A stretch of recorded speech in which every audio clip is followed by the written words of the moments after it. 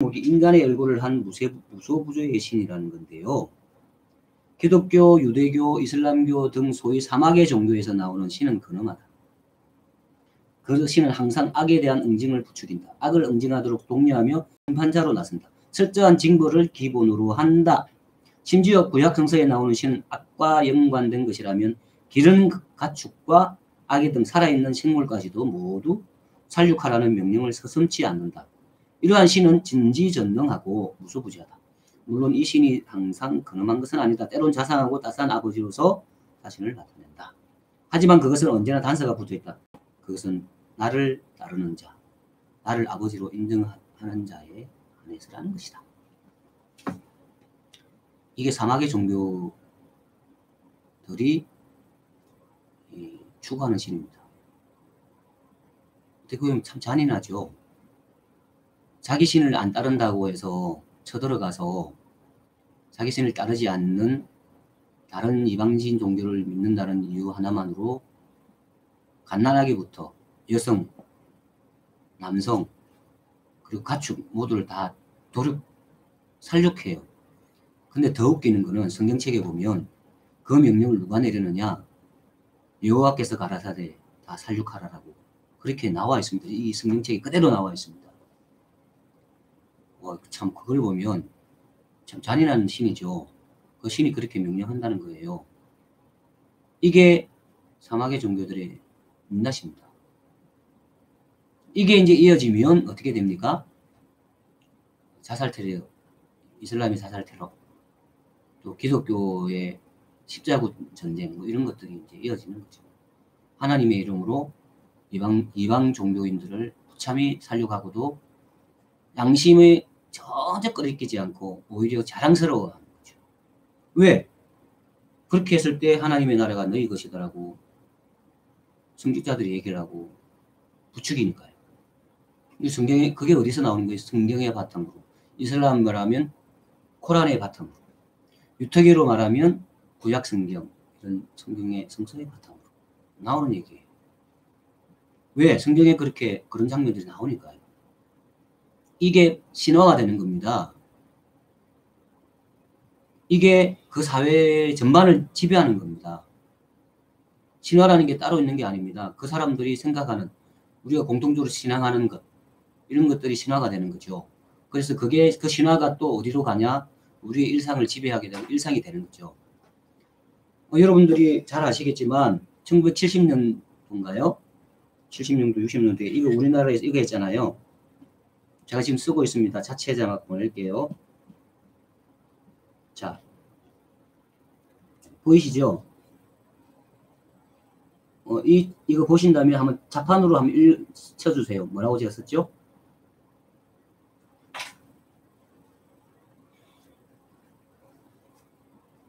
네, 자판으로 한번 쳐주세요. 네, 맞습니다. 새마을 운동입니다. 새마을 운동도 우리 사회의 신화죠, 신화. 그래서 이 신화가 박정희 정권 때 만든 건데, 이 기득권 그 위에 지도자가, 그리고 지도자를 위시한 그 지도층에서 만들어낸 이 새마을 운동 신화를 가지고 우리는 마을길도 고치고, 초가집도 허물고, 기와집으로 만들고, 그리고 수출 역군도 되고, 그리고 그 여성분들이 밤새워 가면서 그 좁은 데서 재봉틀질을 하면서 우리나라의 경제를 이렇게 세우고 그렇게 했죠. 이거는 좋은 점입니다만 사실은 생각을 해보십시오. 이런 새마을 운동이라고 하는 이런 지도층에서 만든 이 신화 때문에 우리의 여성들이 그 좁은 데서, 닭도 안 들어가는 그 좁은 데서 밤샘을 하면서 재봉틀을 하다가 손에 찔려도 그대로 하라 그러고, 그런 것들이 비일비재하고, 그런 얘기를 하면 자르고 노조는 아예 만들 수도 없고, 그게 너무 지쳐서 자살을 하고, 그런 것들이 비일비재했잖아요. 그게 바로 새마을 운동 신화. 우리도 한번 잘 살아보자 하는 신화를 만들어서 온 엄지죠, 엄지. 부작용이죠. 악이죠. 새마을운동이 우리나라를 경제 부흥으로 이끈 좋은 신화이기도 하지만 우리나라의 많은 인권들을 침해한 엄지가 있는 신화인 거죠. 마찬가지로 이 유일신을 믿는 이 기독교, 유대교, 이슬람교 여기도 이렇게 음양이 너무나도 뚜렷한 거죠. 양은 뭐겠어요? 그 민족을 하나로 뭉치게 만들고 기독교인을 하나로 뭉치게 만들고 유대교인들을 하나로 뭉치게 만들고 그래서 이 세계에서 잘 나가는 사람들로 만드는 거죠. 보십시오. 유대인들이 이 세상을 지배하고 있잖아요. 미국에서 경제와 아이디어와 이런 지식 이런 것을 지배하는 것은 미국인이 아니에요. 유대인들이죠. 이건 다 알고 있는 사실입니다. 이 세상에서 잘 나가는 사람들 다 유대인들이에요. 그리고 솔직히 말해서 강대국들이 다 기독교 국가들이에요. 기독교 국가 아닌 국가들도 있지만 비율적으로 봐서 기독교 국가들이 훨씬 많아요. 그렇게 보면 그리고 또 이슬람교를 믿는 이슬람교 국가들이 잘 나가요. 사우디아라비아, 이라크, 이란 석유로 뭘 하든 어떻게 하든 부자들이 많아요. 잘 살아요. 잘 나가요. 그래서 아시겠지만 이 세상에서 잘 나가는 기준으로 그 종교가 살았냐 안 살았냐 하는 것은 말도 안 되는 거예요. 이거는 제대로 종교의 근본을 알지 못하는 사람들의 얘기인 거고요. 그것은 명이 아니라 암입니다. 밝음이 아니라 어둠입니다. 조금 전에 얘기한 것은. 결코 그것은 자랑할 일이 아닙니다.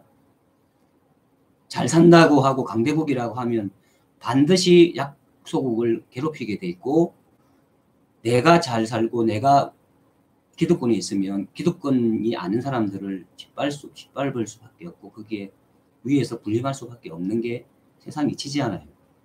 그래서 어떤 특정 종교를 믿고 내가 신을 따르기 때문에 잘 되고 그래서 잘 되는 것 축복이고 하는 것은 이런 종교의 명과 암 중에서 암이라는 거예요. 어둠이라는 거예요. 우리는 이 본질을 알아야 합니다. 그래서 예수 믿고 잘 됐네, 뭐 잘 됐네 하는 것은 그 사람이 행복한 마음으로 돌아섰기 때문에 행복을 불러서 잘 된 것이지 예수 믿어서 잘 됐다고 말을 하면 그것은 종교의 본질을 벗어나는 것이고 종교의 암 부분을 너무나도 우리가 오해하고 있다라는 것입니다. 어쨌든 이런 신들을 숨기는 것이 이제 기독교, 유대교, 또 이슬람교 등인데요. 이 종교들이 전에 말씀드린 대로 아이러니하게도 공이 사막의 종교입니다. 제가 뭐라 그랬죠, 금방?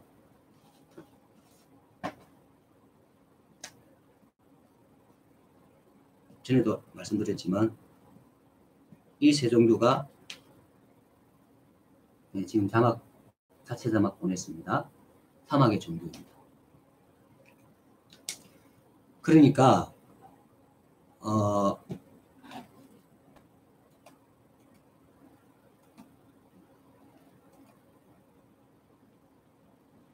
사막의 종교인데요.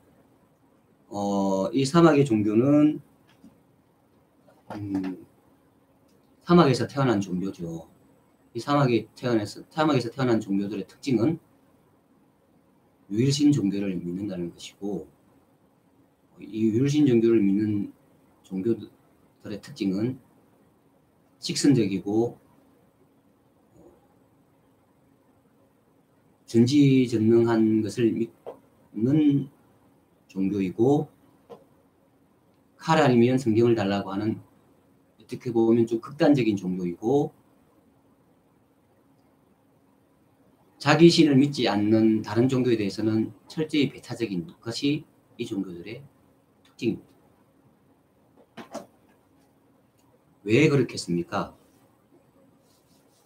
이유는 여러 가지가 있지만 그 근본 이유는 그 종교가 태어난 데가 여기이기 때문이죠.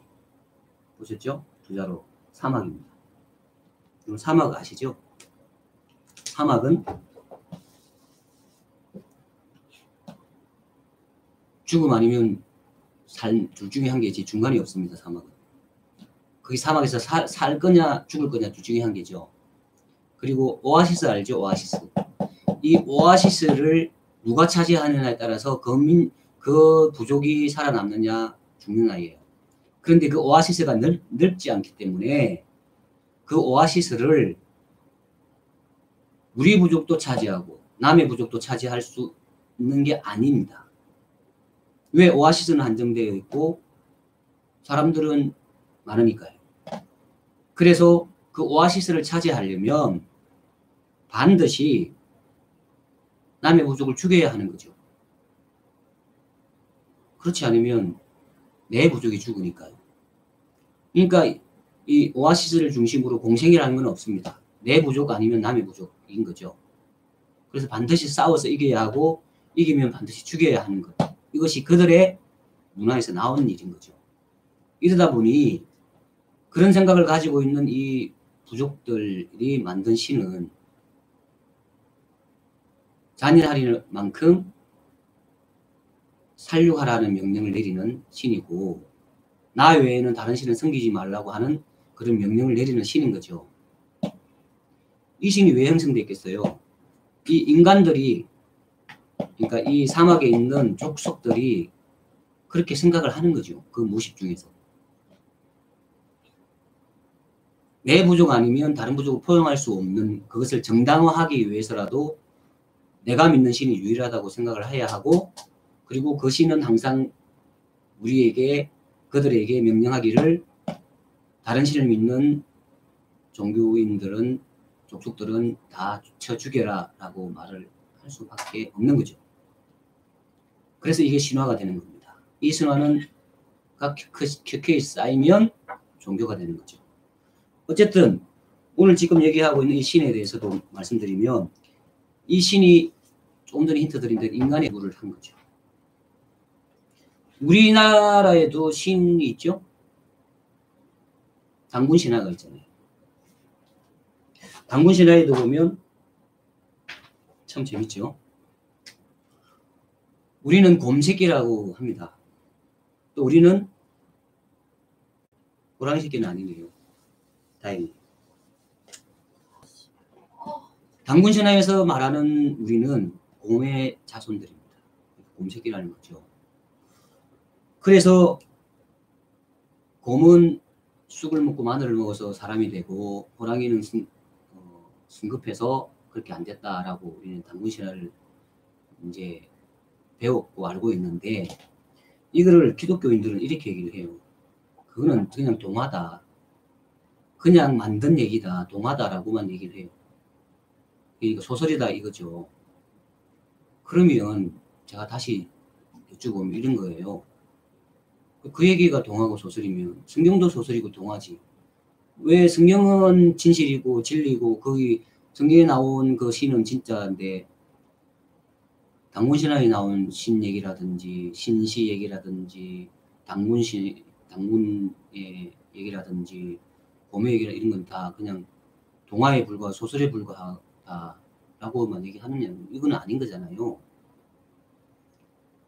그래서 이 학자들이 그렇게 하죠. 곰을 섬기는 부족과 호랑이를 섬기는 부족이 싸워서 결국 곰을 섬기는 부족이 이겨서 그 부족이 용성해서 시간 지나서 결국은 단군이 태어나고 그래서 그게 우리 단군 준서를 만들고 한반도에서 우리의 조상이 된다 라고 얘기를 해요. 저는 이 얘기에 되게 설득력 있다고 봅니다. 이 얘기도 하나의 설이니까 더 전적으로 인정할 수는 없지만 그래도 상당히 설득력이 있다고 보는데요. 그랬을 적에 그런 일들을 하면서 단순히 그냥 곰의 부족과 곰을 섬기는 토테미즘 아시죠? 토테미즘 그런 부족과 호랑이를 섬기는 부족이 싸워서 이겼다 이렇게 기술할 수도 있는데 그거를 신화로 얘기를 한 거죠. 성경처럼 똑같이 신화로 얘기한 거죠. 그래서 그걸 신화로 해서 실제로 있었던 얘기를 신화로 만들어서 우리는 곰의 자손이 아니라 그 곰을 가능케 한 단군 환웅, 환웅이 아시지만 구름을 타고 온 하늘의 전손이잖아요. 우리는 전손이다. 우리는 하늘의 자손이다라고 하는 얘기를 하는 거죠. 마치 이런 얘기들은 성경에 아담과 하와가 하늘로부터 지원받았고 뒤에 뱀이라고 하는 놈이 나타나서 뱀이 유혹을 해서 그 유혹에 빠졌고 뭐 이런 얘기들과 다르지 않는 거죠. 성경에 있는 얘기는 진실이고 이건 아니다는 말이 안 되는 거예요. 그냥 그런 뱀이 얘기했다는 것도 뱀이 진짜 얘기했다는 것이 아니라 거기에 담겨 있는 속뜻, 의미, 상징적인 게 있는 것이고 곰이 쑥을 먹고 마늘을 먹어서 사람이 됐다라고 하는 것도 상징적이고 의미가 있는 것이고 거기에 진실이 있고 거기에 의미가 있고 거기에 역사가 있고 서사가 있고 거기에 역사의 핵심이 있는 거죠. 그렇게 봐야 객관적이고 합리적인 것이죠. 그래서 그런 인간의 마음들이 인간의 모습들이 있는 겁니다. 우리 또 옥황상제 있잖아요. 우리 민족에. 옥황상제. 뭐 이런 것들도 볼 수 있습니다. 그런데 여러분 잘 보십시오. 옥황상제는 어느 나라 옷을 입었죠? 다시 줍습니다. 옥황상제는 어느 나라 옷을 입었어요? 네. 옥황상제는 우리나라 옷을 입었죠. 우리나라 한복을 입었죠. 임금님 옷을 입었죠. 그리고 여호와 하나님은 어떤 옷을 입었다고 계속 나오죠? 그렇습니다. 그 나라의 사막에서 입는 옷을 입었죠. 그게 또 예수로 나타나니까요. 각 종교들이나 각 신을 믿는 사람들이 믿는 그 신들은 꿈에 나타날 때 또는 뭐 계시를 받는다고 할 때 하나같이 그 민족, 그 부족이 입었던 옷을 입고 나타납니다. 그런데 그들은 또 얘기를 합니다. 우리 신이 유일하다고. 이게 어떻게 된 겁니까? 만약에 그 신이 유일하고 전 세계를 다 통합하는 유일한 신이라면 그 신은 이스라엘 백성에 나타날 때도 한국 옷을 입고 나타날 수도 있는 거고 아니면 뭐 미국 옷을 입고 나타날 수도 있는 건데 왜 그 사람들이 만나는 신은 그 민족이 입는 옷만 입었을까? 꿈에 나타나든 그림에 나타나든 상상화에 나타나든 그렇게 한다는 거죠. 그래서 보시면 바로 그겁니다.